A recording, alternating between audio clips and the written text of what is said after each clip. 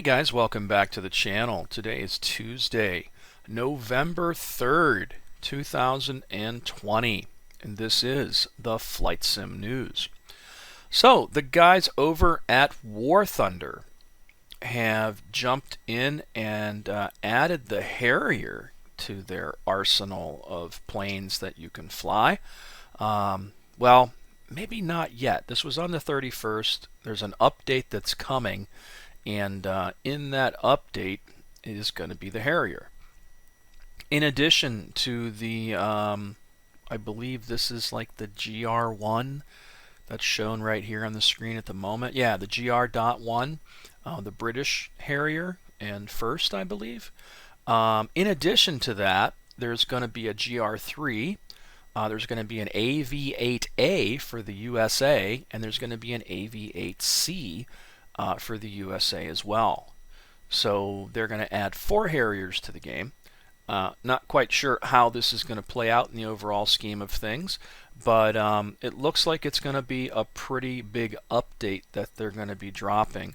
I think it's called New Power. Yeah, WarThunder New Power Update. I might have to jump in there and check it out for myself. Looks like there's going to be a T-72, a MiG-21 Biz, new visual effects, new skies, lots of cool stuff coming to WarThunder very soon. I haven't touched it for a while, but I may have to jump back in and give it a shot. I'll throw a link to this in the video description as usual, and you can check it out for yourself. Alright, next up is the November update for the Hornet. Hey everyone, Wags here from Eagle Dynamics, and in the next open beta we have some pretty cool additions coming for the F-15C Hornet. The first of which is the inclusion of data link symbols on the HMD, or the helmet mounted display. Now the symbols are going to look quite similar to what we have here on the Situational Awareness display, or the SA's page. And we can display up to 7 symbols on the HMD, not necessarily just 7 within the field of view, but a 7 total. Now we look off here to the right, we can see one of our flight members, Flight Member B, a circle around him along with his distance. Now we saw wingman 3 and 4, as you might imagine, those would be C and D. Look to the other side of the aircraft, we can see Colt Flight over here, CT, first and last letter of the call sign, and then the position of 1112. And again, you also see their distance of 34 and 39 miles away. Merging with them is an unknown contact indicated by the inverted staple. UKN indicates that's an unknown aircraft type, and of course we have the distance as well. Now, isn't that interesting? Because it looks like they got all this information added to the other planes because of what they've, added recently to the A10C2. One thing I have to say about Eagle Dynamics is they definitely get the most out of their money for their development time, because they are able to share a lot of this stuff across the board. And it's pretty cool that the Hornet is going to end up getting a lot of these cool capabilities that we have now in the A10C2. This video is about 9 minutes long. There's a lot more stuff that they're adding in the update, and instead of making this a super long news video, I just wanted to highlight the beginning of it, and you can watch the entire thing for yourself in the link below. So here's something that isn't very long, but Heatblur had put up, and this is a little bitty string, I guess, that they use on the F-14A to kind of keep track of yaw.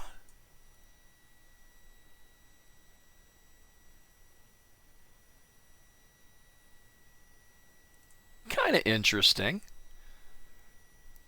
In addition, I have a feeling we're going to see the F-14A in this next update coming up, I believe. Was it the 4th, which is Wednesday? I believe that's the day that the update's supposed to come out. It's going to be a huge update for DCS in general, based on what I've seen so far, because there's a shit ton of stuff for the Hornet, a shit ton of stuff for the Viper, stuff for the Tomcat, and who knows what else. I'll throw a link to this in the video description as usual, and you can check it out for yourself. Here's an interesting video I happened upon. This is from Revy. It is P-47D Channel Hopping, Normandy Winter Campaign Part 1.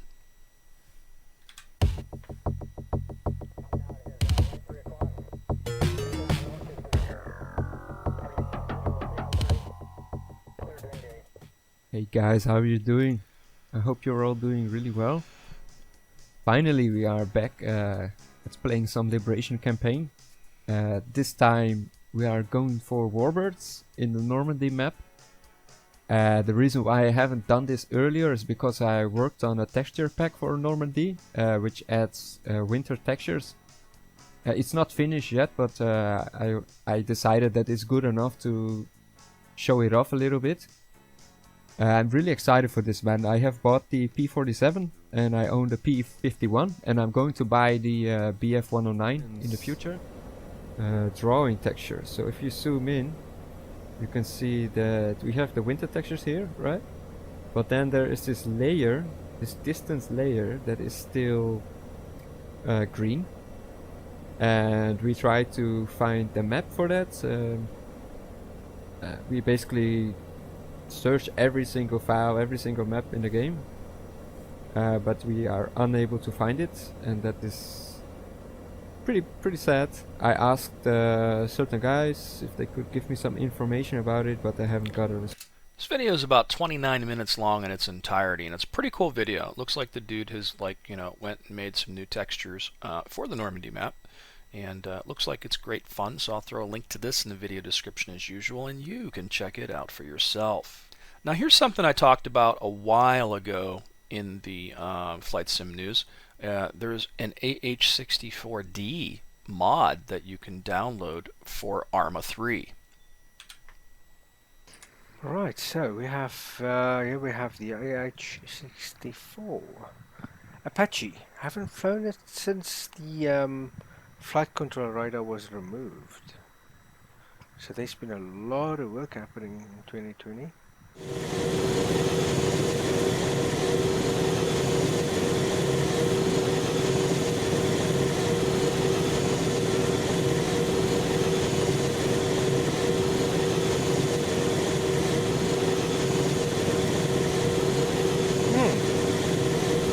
This feels nice.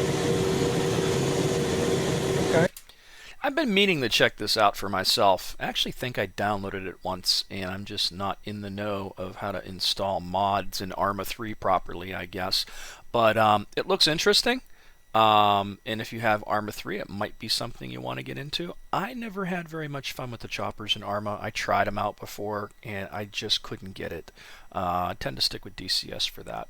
But again, I thought this might be of interest, so I'll throw a link to this in the video description as usual, and you can check it out for yourself. Alright, these guys have been quiet for a while. Miltech-5/PD, Polydynamics.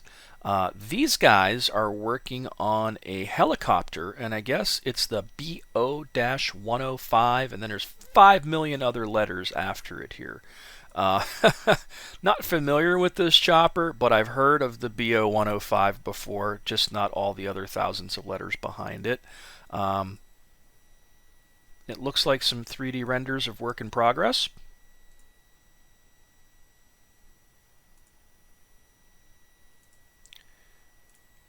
My understanding is this has been in the works for a very long time. And even somebody had made a comment that said, oh, these are just the same pictures you posted a year ago. And the guy had, said that, no, not at all. If you paid attention, these are actually new. But again, it almost seems like this is one of those projects that's just been in development for a very long time. And nothing more than images have shown up of it so far. So just something to look at. I thought you guys might like it, so I'll throw a link to this in the video description as usual, and you can check it out for yourself. I'm Tactical Pascal, welcome to the channel. I hope this finds you all safe and well. This video is the startup of the F-14. Now, I thought this would be relevant because the F-14 is on sale, and it's not a huge discount, but I know a lot of people are probably jumping in there for the first time to check it out, and I think he had the same idea because he created a really cool video covering the startup, taxi, and takeoff of the F-14B on the pilot side. I'll throw a link to this in the video description so you can check it out for yourself. It's about 10 minutes long and it's a really good video. And again, I love the F-14, so anytime I have the opportunity to highlight something for the Tomcat, I just can't pass it up. So I'll throw a link to this in the video description and you can check it out for yourself. So Razbam posted this late last week. It is a Q4 update. It's rather lengthy, and I'm not going to sit here and try to read the whole thing to you because it would take forever. But it talks about the Razbam Harrier display team. It also then goes into progress is developing on the Falklands map. They've been talking about this forever. Not so sure I'm really into the Falklands. It looks, I don't know, kind of boring to me. But that's just me. And then MiG-23 work continues. Focus currently is on the external 3D model, which is close to completion and entering its final stage, with cockpit internal model entering early stages of design.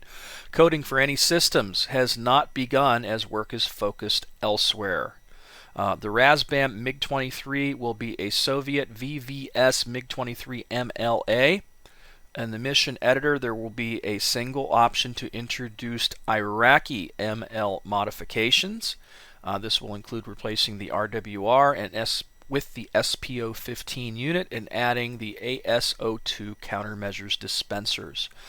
They will not be individually selectable and must be set in the mission editor. Some other 3D work has also been progressing on the English Electric Lightning. These are mostly the images I put up last week in one of my news updates. And again, like the MiG-23, the external model is in its final stages, blah, blah, blah. No release date or schedule added. All here is work in progress and subject to change. And then it goes into detail where the guy who is the new, I guess, social liaison or whatever for Razbam, community manager, I guess, goes on talking about how he's been absent, he's in the Canadian Armed Forces, blah, blah, blah. And then this is the confirmed fixes for the next open beta update. So for the AV8BNA, it is about 24 things that they've done, fixed, or changed. And then, let's see, there are important upgrades coming to the AV8BNA. With these upgrades, we're striving towards increasing the realism of the aircraft system behavior when compared to the real one. The following systems are affected. Now, I'm not sure if this falls under what's going to be included. Hold on. In addition to these added features, we plan on adding more functions to the TGP to better represent blah, blah, blah. Following is a list of intended features which are being added slowly while we cross-checking its behavior with SMEs. So these are things that are going to be added later on down the line. Auto release mode, JDAM relative targeting, Lightning Pod 2 integration with aircraft systems. As for the rest of the modules, because a lot of focus has been on Mirage and Harrier, some fixes for the 19 did not make the cut for this update, and only a few were added for the Mirage. They are as follows: fixed missing wheels, fixed left-right wheel brake combined axis not working, fixed throttle dead zone at high throttle, and fixed various issues with caged velocity vector. So it looks like the Harrier's going to get the most love with about, 24 different things, and then the Mirage is getting some trivial fixes, is what it looks like. But again, it's still progress, and when it comes to Razbam, any progress is good progress because they are all over the place, like always. I'll throw a link to this in the video description as usual, and you can check it out for yourself. Speaking of Razbam, just as I was recording this and throwing things together, a new bit of information popped up. So these are some work in progress images of the Strike Eagle F-15E that they just posted today. I wish they would quit teasing us and just get the goddamn thing done already. I mean, it looks fantastic. But I have a feeling we're not going to see this thing until 2023 at this rate, you know? 2021's right around the corner. They're the one developer that, you know what, I am pretty critical of at this point because I'm just so tired of seeing tidbits of information and no progress on anything, you know? Like, give me something, man, or fix the shit that you've already got out there, guys. Come on, you know? The 19, for instance, I think is the last thing they've released, and man, that hasn't gotten any attention. I bought that a long time ago, and I don't even touch it. So that's it for the Flight Sim news for today, guys. Looks like this week is going to be a fantastic week for DCS. That update is supposed to be big. There's going to be a lot of stuff in it. I'm hoping that we finally get the F-14A. That would be awesome. But maybe not. It's hard to tell with these guys. It really is. So cross your fingers, guys, that tomorrow brings the most fantastic update we've seen in a long time. I'm just hoping it doesn't break 5 million things when they drop it, you know, because that always looms overhead when it comes to anything that they do, when it comes to big updates. That waiting in between and not releasing something every week was supposed to slow them down and give them time to, you know, double check this stuff, but things still slip through. So again, hoping for the best, expecting the worst, just to be safe. As always, thanks so much for watching. Please subscribe to the channel, feel free to hit that like button, and until next time, guys.